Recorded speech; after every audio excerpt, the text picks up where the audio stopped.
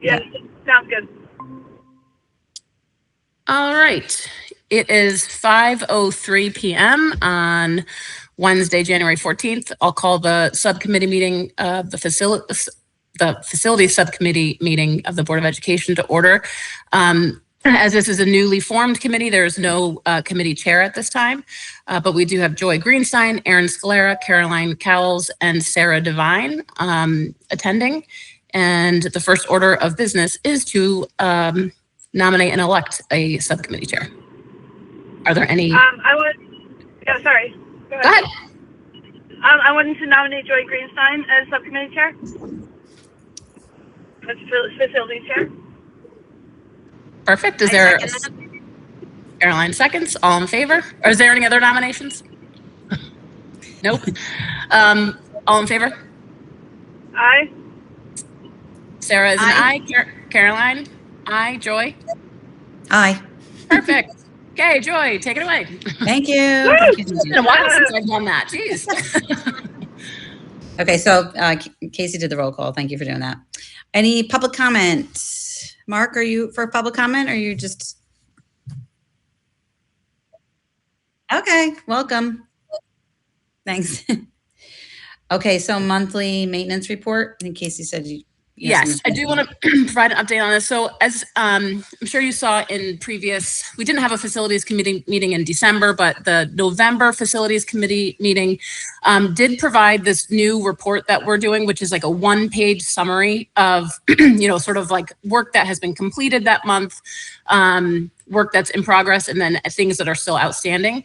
That is something that Dan Caldwell, our facilities supervisor, puts together every month. And I want you to know, like, he's comfortable with me sharing that he is out for some time. He will be out for some time, and I can provide you with more information on that. Individually, don't want to do that in a public meeting. But he will be out for some time. So that report is not put together. However, I did speak with him and got a few updates. So I'm happy to share those out verbally if the committee would like me to do that, or we can circle back and get a more complete list hopefully next month, but however you'd like me to handle that. No, how about you just share what you have and then we can do follow up. So at the high school, excuse me, I cannot get rid of this cough. At the high school, there was a new LK bottle filling station installed in the alcove by the big gym. There was a sewer line, a clog in the sewer line at the high school that put a couple of staff bathrooms out of commission for a couple of days. Contractor was on site for 2 days to clear the obstruction, and that has been corrected. In both of the gyms, the installation of safety straps, new pulleys, and cables for the basketball backstops were installed. And Cone Elevator was out to do a repair, a same-day repair. There was an incident where the elevator got stuck between two floors. There were 2 students in the elevator at the time, so the fire department was dispatched. Everybody was fine, no injuries, and the elevator was back in service the same day. At Wisconsin, let's see. There was the standby generator serving the fire pump station, and the potable water pump station was down due to a failed block heater. It was repaired. The generator is back up in service. At Candle Lake Elementary School, air filters have been replaced, and 6 of the 10 air handling units. Work was temporarily stopped because of weather, but that work now continues to be ongoing. And then flow regulation cartridges were replaced in 5 locations to eliminate this ticking valves in classrooms and hallways. There's, you may recall some complaints of this like ticking noise in some areas of the building. So those are, I guess it's a flow regulation cartridge issue. And those have been replaced to address that. Let's see. The high school, we're still getting, working with a vendor to get specs for the oil tank replacement at the high school. The air handler unit serving the auditorium and the athletic library had developed a leak on the steam coil. Temporary steps have been taken to provide heat to the area, but a permanent repair will be made by a contractor that is coming in. We do have a PO out there for a roof repair over the language lab. They have been out twice to try to make that repair, but they haven't been able to do it because of the weather conditions and the snow, snow, ice, or water on the surface. So they are they're going to continue to monitor that and reschedule it when the weather is better.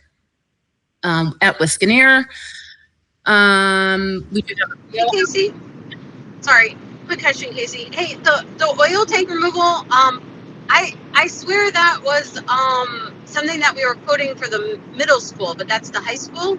So funding for that has been already approved for the high school. And so we're working on obtaining specs to do that, to get that project done. The funding for the oil tank at the middle school is in this current year's capital request. And that's because, and part of the reason why it's coming up now is because we also want to do the back parking lot paving at Wiskaneer. And the oil tank at Wiskaneer is located under that parking lot. So we want to, do that at the same time. So yeah, good memory. Okay, I swear. Okay. Thank you. Yep. So at Wiskaneer, a PO has been issued to replace the carpeting in the main office and the adjoining, offices and conference room. That work will take place likely over summer. And we're also looking to allocate some of the maintenance, the funds in the maintenance budget to hopefully have that whole area a fresh coat of paint as well. So that will be ongoing. Let me see. Yep, oil tank. Okay, so here's an update on the Aquarion water system. So as you know, we also have funding, and this is a BOE and town sort of joint capital project to provide, Aquarion water to the middle school, because that school, has had some issues with some sodium chloride in their water. So we are looking to hook up to the public water supply. The project is in its early stages of gathering information. The town is looking for a grant to fund a portion of that work. They do believe, based on, gathering the information that they have so far, that they will need some additional funding in that project. I think the Board of Ed had requested $618,000 for that project. And that's what was recommended in the building condition study. And I think they believe they're going to need about $115,000 more. So that will be covered on the town, out of the town side of the capital budget, because it is a joint project, and there'll be some homes affected by that project as well. So they're not coming to the Board of Ed looking for additional funding to complete that project. The gym floor replacement, we are getting quotes on replacing the gym floors at Wiskaneer as well. And contractors have been out to look at, providing quotes and plans for the specs on that project. Candlewood Lake, over winter break, automated building systems, ABS was out to address the sensors in a couple wings of that building that were, continuously, and I guess more often than not, repeating higher elevated levels of CO2 in certain classrooms. The air handlers in the building are working. There is one component of an air handler that is down, but it's not that it's not working. It's just constantly running. And so it's constantly supplying air. It just doesn't go from being, there's like a, I don't even want to get too technical because that's Stan's job. I just know it's a constant flow of air going into that. It's just not either, fast or slow. It's just very constant. So it's working. However, So it wasn't making any sense that these readings were high in a classroom, one classroom, and then the next classroom is totally normal. And I say high, it's by a couple hundred parts per million, all well under the OSHA guidelines of the parts per million guidelines, okay? But still higher than other classrooms, which just from a technical standpoint wasn't making any sense to our team because it's all on the same unit, right? It's all the same ductwork, it's all the same thing. You can see that the air is coming in, and on the return, it's going out. And so we did have ABS come out and look at all of those over break, and they noted, I think it was 3 sensors that need to be replaced. They're faulty, and then several others needed just to be recalibrated. So they're calibrated in the factory when they're made, and then when they're installed, they had not been recalibrated once they were installed. So we did recalibrate those, and those classrooms that were reading higher than others did fall much back more in line with a completely normal read. So that was really good news. And then there is a PO out there to fix the air handle, that component of the air handler unit that, like I said, is just on the constant run. Air filters are continuing to be replaced throughout all the units at that building too. And then outstanding issues, we still have a custodian vacancy at the high school and a maintenance mechanic who is continues to be out as well. So we are down those 2 positions and people, which is having an impact. We are hopeful to move forward with hiring at least a per diem maintenance mechanic so that we can get more help in that area.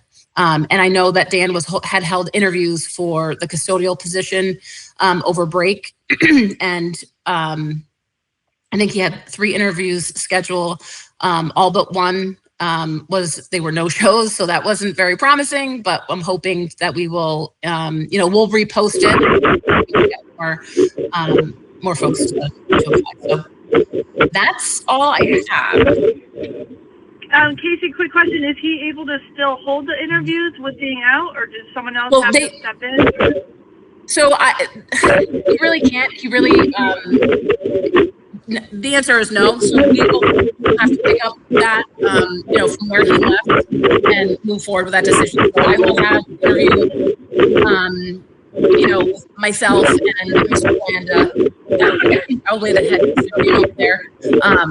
We'll take that on and do that. Okay. Yeah. No. I'm not trying to pry. I'm just trying to. Oh yeah. No. Yeah. No, okay. Good question. Thank you. Yeah, because we don't want to stop that. It's an important position we have to get filled. So, yeah. I had another question. I after break, I was kind of weary if the high school was going to be at the right temperature. Did everything go okay with? Yep. I know. It was I think the first Christmas break in a while that there was no awesome! Yay! Yeah. So I can address that a little bit. I did. Sarah, just mute while she's getting back. I did. Okay, got it. I did go and Mark graciously allowed me to attend his faculty meeting. It was before break, and just sort of gave an update to faculty on what the heating and cooling situation is in the building and why it is so problematic, and what we're doing to address it, sort of like on the immediate basis, but also the long-term plan, which we will talk about as a committee shortly. And also then Mark chimed in ways that expressing that if you arrive in the morning and your classroom is too hot or too cold, there is a process by which we will, the appropriate people will be notified. And if it's so egregious one way or another, those classrooms will be relocated. There is that. So teachers do know that they have the voice to speak up and say, we need to move.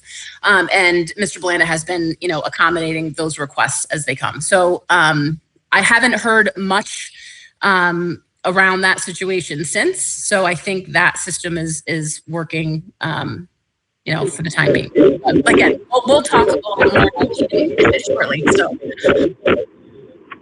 But yeah, good question, Sarah. And I was happy not to get a phone call Awesome. very, very early on Monday that there was any issue. So, Yeah, perfect. Thank you. Yeah. I just had one quick question, and it's not on a specific thing. I'm just curious, do we have some type of project, like dashboard tracker for all the capital projects that are in progress? Yes, I do maintain. Yep, I maintain a schedule of all those. Yep.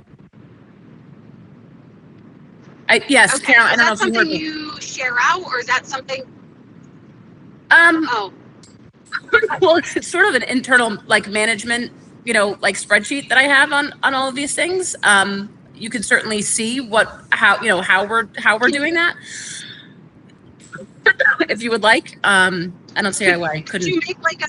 Yeah, I mean, I don't want to overstep Joy's authority, but what I've normally seen, right, when there's 10, 5, 10, 15 active projects, I mean, more of just like a simplified dashboard version. What the project is, what the approved funding was, and is it on or off track, I guess. Yes, I do have that. It's not shared out, but we can look to do that. Absolutely. Not urgent, but just a thought. No, it's a good point. It's because that was always a struggle in the past where you're trying to like keep track of projects and did we get an update? What's the update? I do not function well with verbal updates. I can't remember. I'm more visual. And again, Casey, doesn't have to be in the weeds or details. Again, just like project funding, on track, off track, and maybe completion date estimate on these things. So. Yeah, I think my spreadsheet has like a status column with the notes for any outstanding issues or things that we're waiting on. If it's progressing, it's got budget year, it's got the project number that we use for our accounting system. It's got it has everything I think you're looking for. Or at least like a scaled down one that we can have access to and see. Yep. Do you know if all the updates you just provided, can you just give that in writing? I can. Okay. Yep. Do you know? So previously, we always had the school dude reports. So is that something that Dan wants to move away from? Yeah, we talked about that at the facilities committee meeting in November. In that the school dude reports, and there's on the report that Dan did in November. It was the first one, right? But it does have a summary of like how many outstanding, how many requests came in through school dude and what the average day was, number of days to address it. So it has that sort of like, Carolyn, like you said, like a dashboard of just stats on those things for each building. But putting it in this way, like the school dude reports are really an internal management tool. And there's so many notes in there that go between the maintenance mechanic and the facilities supervisor and a custodian that doesn't really make sense for a board member to really understand. Like it's, you know what I mean? Like it's internal sort of communication on issues. And so essentially what this report does, it summarizes it. And I'm recommending to Dan that it fit on one page, right? So it's the big, really important items that are, and all of that information comes from those school dude reports. So they are things that you would find in the school dude reports, but it just puts it in a one-page, easy to digest and understand report for the committee to know the work that is, completed, ongoing, and out, and then, still to be taking place. And the thought also was that having it in that written document provided to the board, that can really just be attached to your facilities committee minutes. It shortens so much, like how much how much you have to, how much effort you have to put into taking those minutes because all the details are already written for you. And it just provides a nice snapshot. So that is why we went away from those school dude reports. If this committee has a different, feeling on that, and you would rather see the school dude reports, I'm sure Dan wouldn't mind not doing this report every month, but I think the prior membership did find that it was super helpful and really much easier to understand than those. Yeah, I mean, I like the new format, but I would like to kind of do both. And we don't have to go into detail about it, but it is helpful to kind of see the requests that are put in and kind of compare that to projects that are in progress or being worked on, to kind of see where the needs are with facilities. So I don't know if I think it would be pertinent maybe just share it with me, and if I have questions, I could send it to him, offline, to clarify. But I think if the committee wants the report, we'll just provide them as they were provided before. You'll get them from Dan in advance, and that's fine if that's what. Yeah, I mean, that's what I would prefer to do.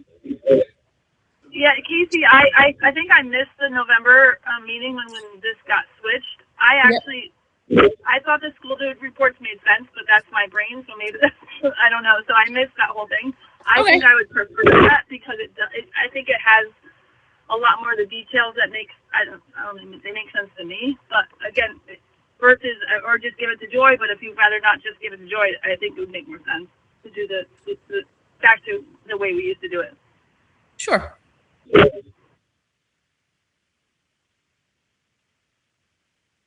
You got it. All right, I think we can move on to new business discussion and possible action related to HVAC upgrade project. Awesome. Okay. So we have funding in our capital budget that has already been approved for engineering design services to add air conditioning to both Wisconsin and the high school in any areas of the building that currently do not have air conditioning. And specific to the high school, we have funding approved for engineering design services to upgrade the heating system at the high school. And this is something that I know I've been talking about it, I think every year since I've gotten here, is, the steam boilers in that building. Two of the three are operable.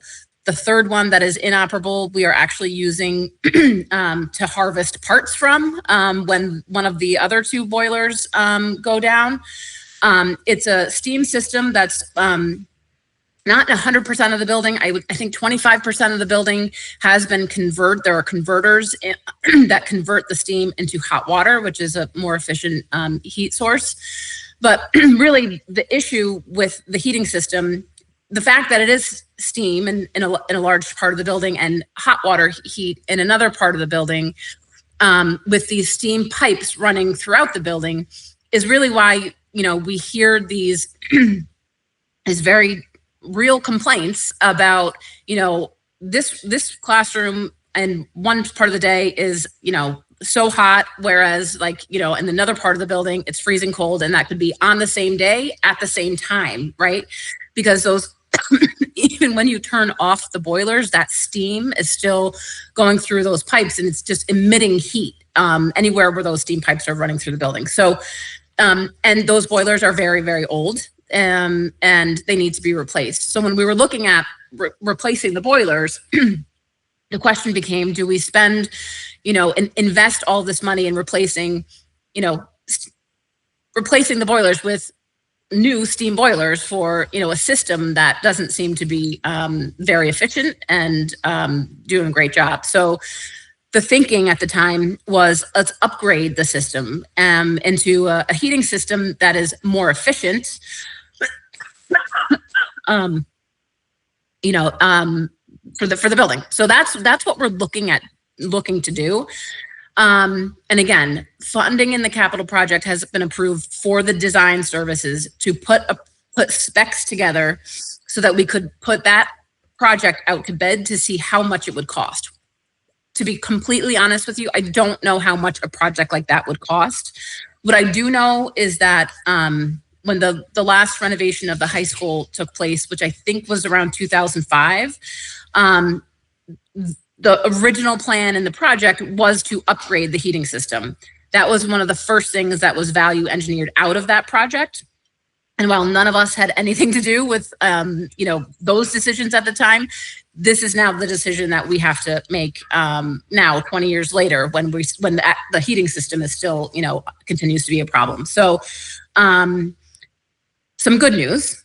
So, broad, really big picture numbers. I put in a highlighted yellow line on the 10-year capital plan that this could cost anywhere between $7 and $10 million. That's just a best guess, honestly, at this point in time. The good news is that very recently, within the last, I think 6 months to a year, the state has now allowed HVAC upgrades to qualify for non-priority grant reimbursements through the state. And so what does that mean? That means that as of right now, like roof replacements, window replacements, any general construction project for a school district, you can apply for a non-priority grant reimbursement. Every town, every school district has a set reimbursement rate. Brookfield's reimbursement rate is 33.93%, so about a third of the cost would be reimbursed. And that's tremendous news, especially on a project that size.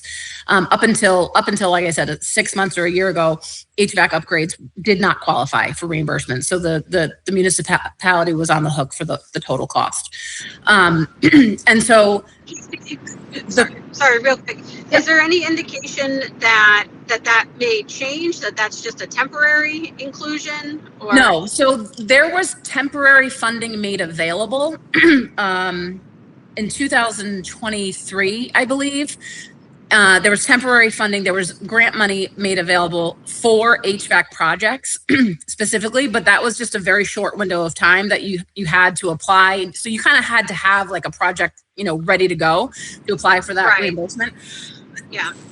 And then that window closed, I think at the end, I think it was June of 24, that window closed, and there's been no word on it until very recently that now it has been, sort of part of, included in that non-priority grant reimbursement. So that's really good news. Normally included in scope.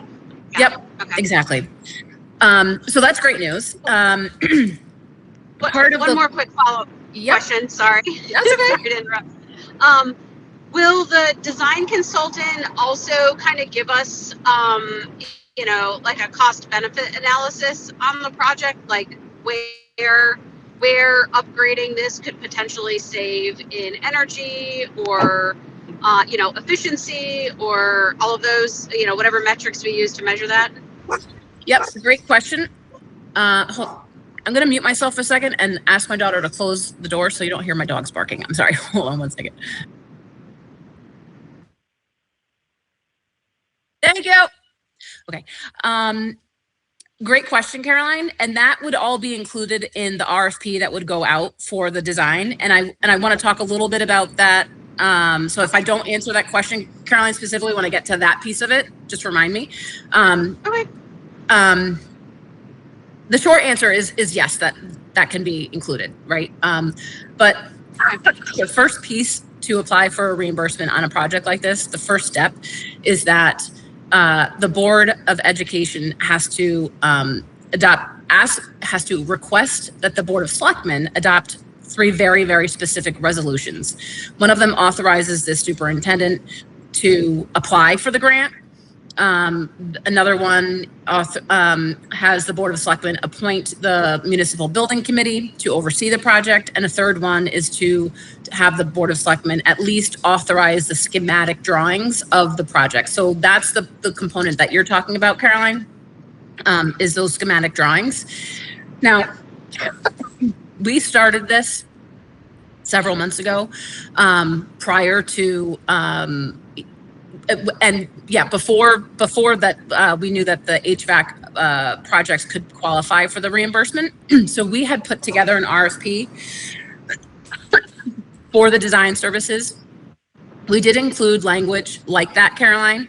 And we also requested that the proposals come back with various options, like what would the cost be if this project were to be done all in one phase, a single phase project, or if it was phased over time, what would that look like?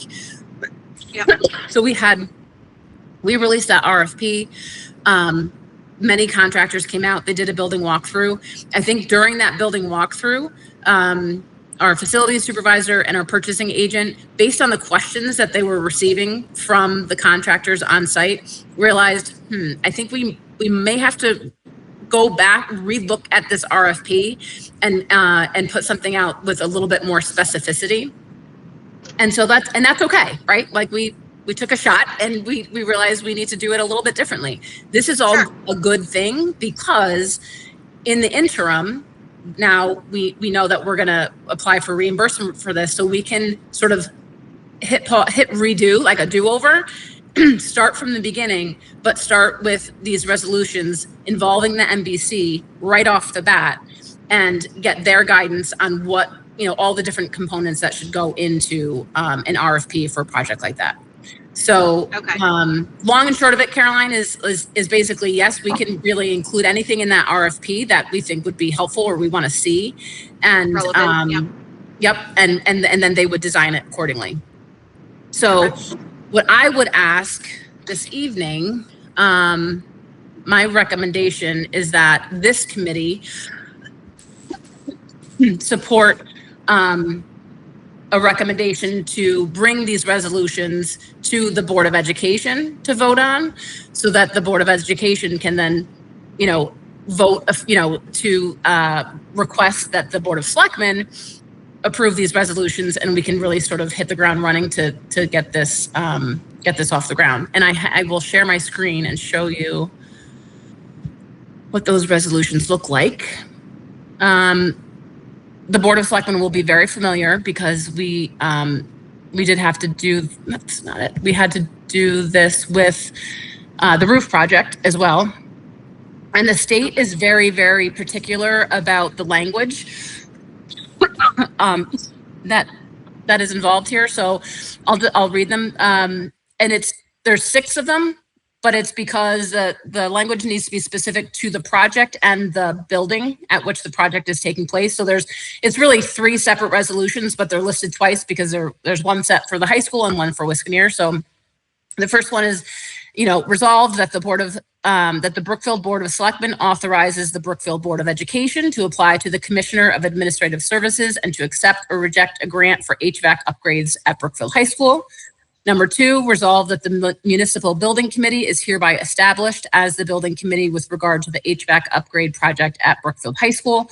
Number 3, resolve that the Brookfield Board of Selectmen hereby authorizes at least the preparation of schematic drawings and outline specifications for the HVAC upgrade project at Brookfield High School.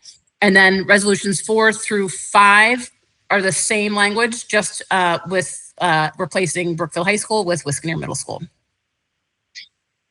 So that was a lot. So questions? So, I mean, it makes sense, it's work that we need to do for sure. And I think that you mentioned back in 2005, it was basically recommended to do this to upgrade the system. It was part of the original renovation project at the high school. Yeah. Yep. The larger renovation. Yeah. And then do we have any documentation, like why it never followed through with it? Actually, there is, and it's really funny because Lisa was looking for something else, and so she was going through some old files. She brought this to me. She's like, "Look, this is the problem with the high school. It's right here. It's page 1 of the thing in the value." So I can ask her to find that documentation and share it out with you. Absolutely, yeah. If you'd like to see it, but there is documentation. Yeah, I'd like to see it. Speaking to it. Yep. I mean, it makes sense to move forward with this, and I think that we need to get support from the Board of Selectmen and the Municipal Building Committee for sure to head this project. Is that the intent, is to have the MBC be in charge of the project? So in order to qualify for the non-priority grants, the MBC, must be appointed to oversee the project. That's part of the requirement. Okay. Yep. Sarah, did you have a question? Or that was Caroline, sorry. No, sorry. I I mean, and just to be clear, like these resolutions that we need to take to the board, these actions, I mean, all of this has already been approved for the funding. We just need to follow like due process to execute, right?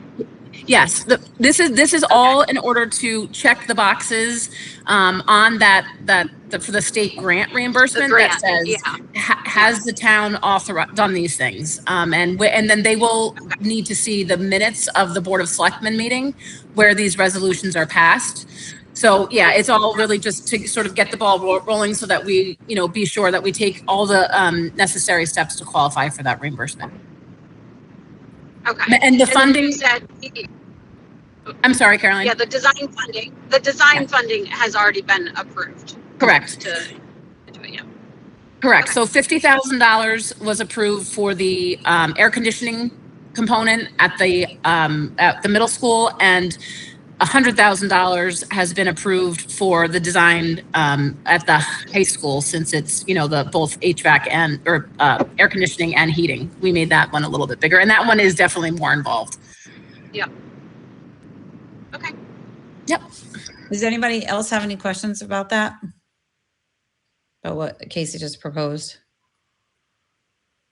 All right, so I'll make a motion to bring these proposed resolutions to the Board of Ed to request the Board of Selectmen review and approve these resolutions. I'll second. Okay, Sarah, second. Any questions? Okay, so Joy is aye. Sarah? Aye. Caroline? Aye. Okay. Thank you so much. That's great. Yep. So I'll have Lisa put this on the Board of Ed agenda for Wednesday. Perfect. Thank you. All right, so old business discussion of roof replacement projects. Okay. I have a good update here. I wasn't sure what the update would look like, but I did hear. So we have funding in place we have secured funding, $791,000 for roof replacements at Wisconsin, and I believe over $900,000 in roof replacements at the high school. The roof replacements at the high school include a section of classrooms and the library roof, which is in dire need of being replaced. This project has started and stopped multiple times. And originally we were going to do these roof projects, one by one, and fund them as we go. And so we got the funding secured. We started engaging, in an RFP for design services to get the design specs completed for these projects. And then as conversations evolved with the town capital committee, we were looking at this reimbursement. Again, we're back to the non-priority grant reimbursements from the state. And Brookfield historically hasn't applied for these grants. Typically for projects like this, like to replace a roof, they would just replace the roof and not apply for that reimbursement.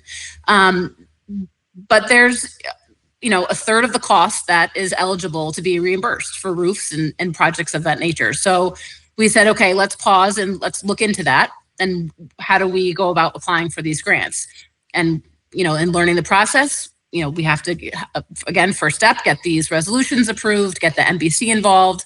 So that was the first pause, was to not move any further because of reimbursement. If you've already started a project, you can still apply for reimbursement, but you would not be reimbursed for any portion of the project that has already been completed and where work has taken place. So we said, okay, we want to qualify for as much as possible. So let's hit pause and, take appropriate steps so that we can qualify for the full reimbursement amount.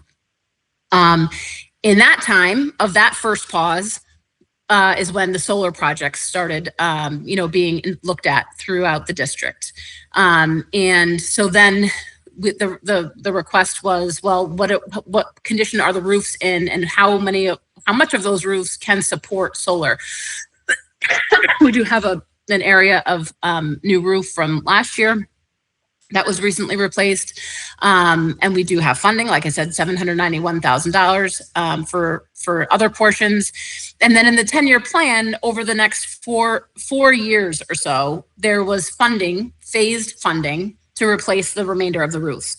I want to be super clear. All of the roofs, all of the sections of roofs that are being requested in this year's capital budget to be replaced, those are all at the end of their useful life. So they are all out of warranty. They do need to be replaced, irrespective of any solar project. What the capital request does this year is it is just putting all of those into this year's request so that the solar project could then also be phased in after that. I just want to be super clear about that. Okay. So there was a pause to look at the scope, to modify the scope to include these other sections of Wisconsin. Because we had already started engaging in a firm, because we did go out to bid for the engineering designs, for the specs, for the, those two smaller projects of roofs. We did engage with a design firm on that. They were ready to say, we just needed to say, yes, start work. And they were going to be drawing up those projects so that we can then, because the next piece of that is once we have the design for the roof replacement, we then need to go out to bid again to get bids for the actual construction of the roof, right? So we don't have the design, the specifications of what those roofs will look like yet, but we do have proposals for that. So that's where we are. And in conversations with the NBC going back to November, there was concern on their part that they had not been involved, from the very get-go of, engaging with the, design team, architectural firms for the engineering services and things like that. So I wasn't sure how this was going, we were sort of at a standstill because in order to qualify for the reimbursement, we have to have the NBC, involved in the project. And I understand their hesitation to be involved, sort of midstream. Fortunately, it looks like that has been resolved as of this morning. And so we will be, when I say we, myself, the first selectman, our purchasing agent, all those folks that need to be, Marcia Marion, the town finance director, we'll be looking through all of those bids for services on the design and awarding a bidder. And we did hear from the NBC that just notify them once it's been awarded, and then they will take it from there. So that's great news. So we will be making some forward progress on those roof projects really soon. Oh, the NBC will be involved. Absolutely. Yep. Okay. Yeah. The resolutions, the required resolutions for the funding on that have already been approved by the Board of Selectmen. So, first box is checked. And another important component, and we talked about this a lot last night at the town capital committee, was the bulk of our conversation was the roof project, right? Because it's a big ask, as you know. I presented the capital plan in November, I think, to the Board of Ed. It's a large ask of funding, but that reimbursement is critical. That reimbursement is almost, over $1.4 million. It's just under $1.5 million that would be eligible for reimbursement. So it's critically important, and the state is very particular that, every I is dotted and every T is crossed. And so part of the design services that we are getting with the engineering firm that will do the schematics for these projects is that they will be managing that process with the state. It's what they do. They're expert at it. And so that we make sure that we, get, are eligible for all the funding that's out there. And so that's really sort of just an update at this point. I just want to let you know, they're moving forward, and I have expressed, and I even expressed last night at the Capitol committee meeting, because I wasn't exactly sure, how quickly we were going to be able to move with these roof projects, at least with the already approved roof projects. And I was even, I wasn't sure if part of my request to this committee tonight would be to say, pull the library project out of that larger project and just manage it on our own, just because we really really ideally would get that done this summer. I'm sorry, Joy, what was that? Oh, no, nothing. Oh, okay.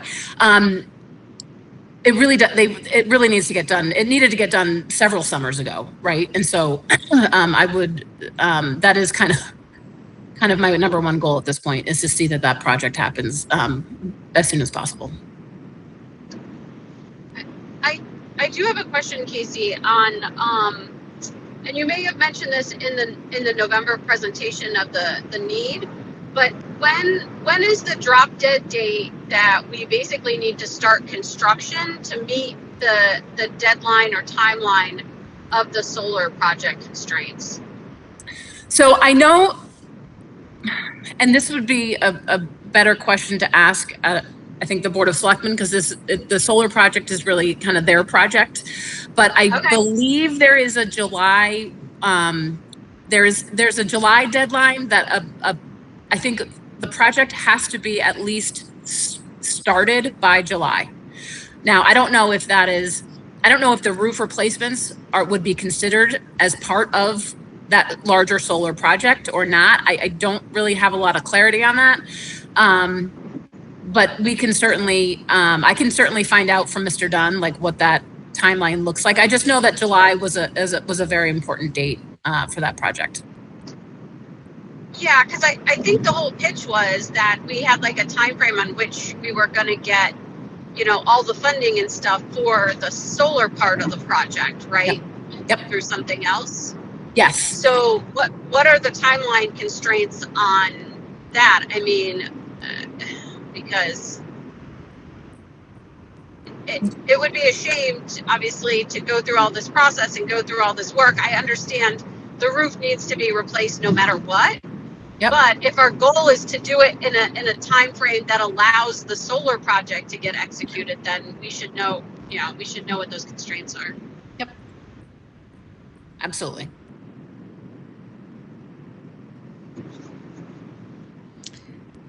Okay. Is there anything else, Casey? Because I want to be mindful of time because Kate's at 6. Yep.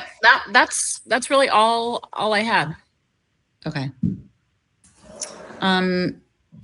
Does anybody have any other questions? Roof replacement project? Okay. So any miscellaneous discussion? Welcome to the new committee members.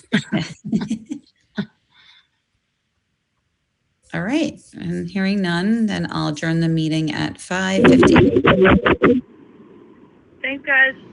Thanks, Sarah. Right. Good night. Good night, everybody. Good night. I'll send you the notes on those Perfect. verbal updates I provided, Joy, okay? Awesome. Thank you. Appreciate it. All right. You're welcome. Have a good night, everybody. You too. Bye-bye.